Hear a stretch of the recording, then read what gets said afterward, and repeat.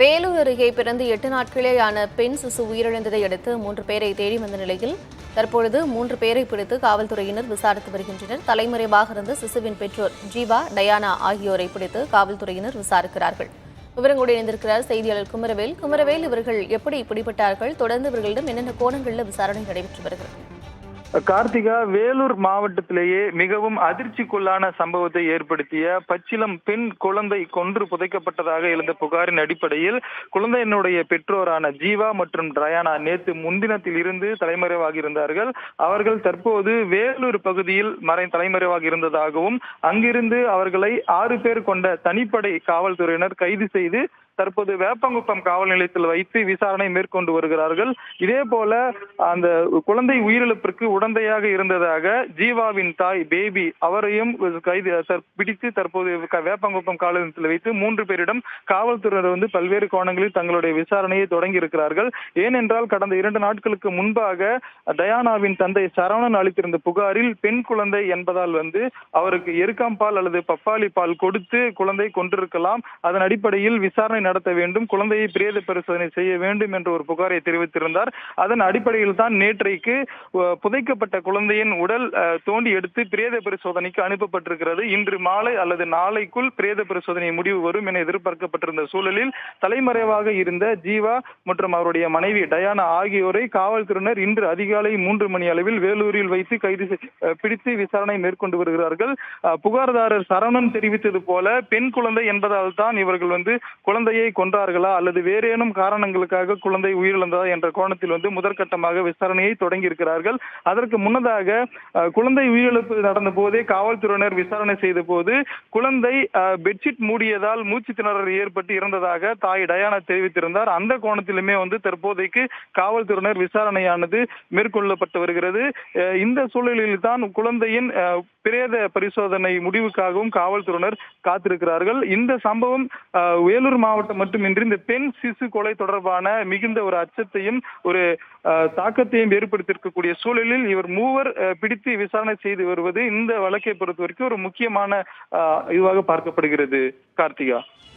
குமரவேல், ஜீவா மற்றும் டயானா அந்த தம்பதியை தற்பொழுது கைது செஞ்சிருக்கிறாங்க. இந்நிலையில ஜீவாவினுடைய தாயார் பேபியையும் கைது செஞ்சிருக்கிறாங்க. அவருக்கும் இந்த சம்பவத்திற்கும் என்ன தொடர்பு? அது தொடர்பாக விசாரணை நடைபெறுதா? ஏற்கனவே புகார்தாரர் சரவணன் குறிப்பிட்டிருந்தது குழந்தை உயிரிழந்தது தொடர்பாக, அதாவது டயானாவின் பெற்றோரான எங்களுக்கு எந்தவித தகவலும் தெரிவிக்கவில்லை, ஆனால் நாங்கள் பார்த்தபோது குழந்தை உயிரிழந்தது.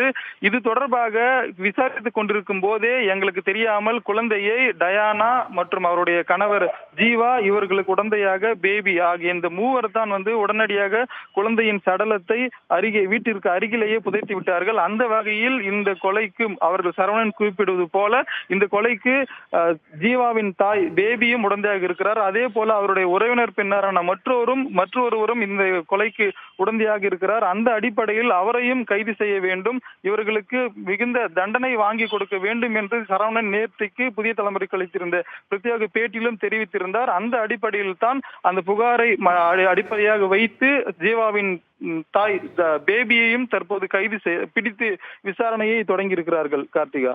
தற்பொழுது இந்த பெண் சிசு உயிரிழந்திருக்கிறது. இதற்கு காரணமாக அவரது பெற்றோர்கள் இருந்திருப்பது உறுதியானால் அவர்கள் மேல் என்னென்ன மாதிரியான நடவடிக்கைகள் எல்லாம் எடுக்கப்படும்?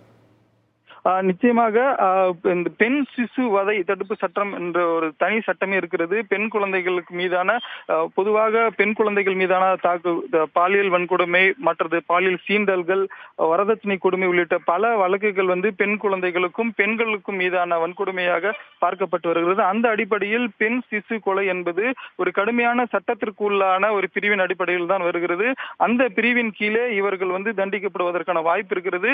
இன்னும் குறிப்பாக காவல்துறை சொன்னது, நேற்றைக்கு உடலை தோண்டி எடுக்கும் போது குழந்தையின் வாயில் இருந்து ரத்தம் வழிந்ததை பார்த்திருக்கிறார்கள். அந்த ரத்தம் வருவதற்கான காரணம் இயற்கை மரணமாக இருக்கும் பட்சத்தில் அது போன்று குழந்தையின் வாயில் இருந்து ரத்தம் வருவதற்கான வாய்ப்பு குறைவு. புகார்தாரர் குறிப்பிட்டது போல எருக்காம்பாலோ அல்லது பப்பாளி பாலோ கொடுத்திருந்தால் தான் இது போன்ற வாயில் ரத்தம் உறைவதற்கான வாய்ப்பு இருக்கிறது என்று தெரிவித்திருக்கிறார்கள். அந்த அடிப்படையில் ஒருவேளை பிரேத பரிசோதனையில் குழந்தைக்கு விஷப்பால் கொடுத்து கொலை செய்யப்பட்டது உறுதியானால் பச்சில் அதாவது பெண் சிசுவதை கொலை அல்லது பெண் சிசுவதை தடுப்பு சட்டத்தின் கீழாக கடுமையான தண்டனை கிடைக்குவதற்கான வாய்ப்புகள் இருக்கிறது. எதுவாக இருந்தாலும் பிரேத பரிசோதனை முடிவு மற்றும் காவல்துறையினர் கொலை வழக்காக இதை முதற்கட்டமாக தற்போதைக்கு சந்தேக மரணம் என்ற அடிப்படையில் 174 பிரிவின் கீழ் சந்தேக மரணம் என்ற அடிப்படையில் வழக்கு பதிவு செய்திருக்கிறார்கள். இந்த பிரேத பரிசோதனை முடிவில் கொலை என தெரிந்த பிறகு இது கொலை வழக்காக மாற்றி அதன் பிறகு கூடுதலாக பெண் சிசு கொலை தடுப்பு சட்டத்தையும் சேர்த்து தண்டனை கிடைப்பதற்கான வாய்ப்பு இருக்கிறது. கார்த்திகா, இன்று அல்லது நாளை இந்த பெண் சிசு உயிரிழந்தது தொடர்பான பிரேத பரிசோதனை அறிக்கை வெளியாக இருக்கிறது. அதில்தான் இந்த குழந்தை எப்படி உயிரிழந்தது என்பது தொடர்பான விவரங்கள் கிடைக்கப்பெறும். விவரங்களை வழங்கியமைக்கு நன்றி குமரன்.